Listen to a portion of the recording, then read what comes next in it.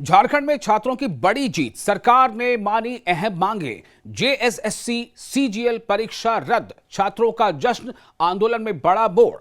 आप देख रहे हैं न्यूज 18 का सोशल मीडिया प्लेटफॉर्म। मैं हूं विशाल आजम। बात झारखंड के उस छात्र आंदोलन की जिसने आखिरकार सरकार को बड़ा फैसला लेने पर मजबूर कर दिया। कहानी शुरू होती है सरकारी भर्ती परीक्षाओं में अलिजिडली यानी कथित गड़बड़ियों और ट्रांसपेरेंसी को लेकर छात्रों की नाराजगी से। रांची में छात्र कई दिनों से आंदोलन कर रहे थे और उनकी सबसे बड़ी चिंता थी कि सालों मेहनत करने के बाद अगर एग्जाम सिस्टम में ही गड़बड़ी हो तो उनका फ्यूचर क्या होगा। यह आंदोलन करीब 24 दिनों तक चला और छात्र नेता देवेंद्र नाथ महतो ने 16 दिन तक हंगर स्ट्राइक भी की।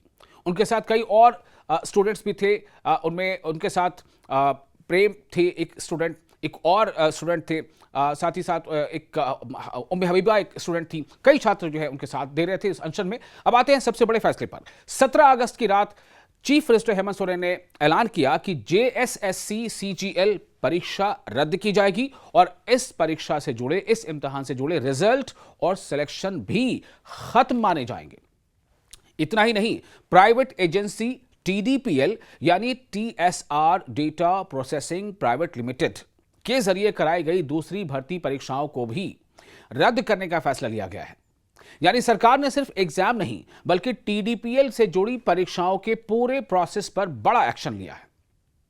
सरकार ने यह भी कहा है कि भर्ती परीक्षा सिस्टम में सुधार किया जाएगा।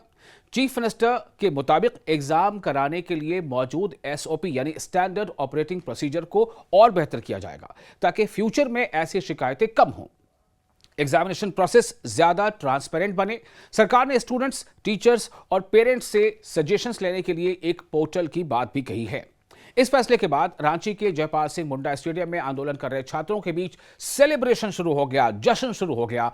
स्टूडेंट्स इसे अपनी बड़ी जीत बता रहे हैं। देवेंद्र नाथ महतो ने भी इसे झारखंड के छात्रों की बड़ी जीत बताया और उनकी 16 दिन की हंगर स्ट्राइक खत्म हो गई।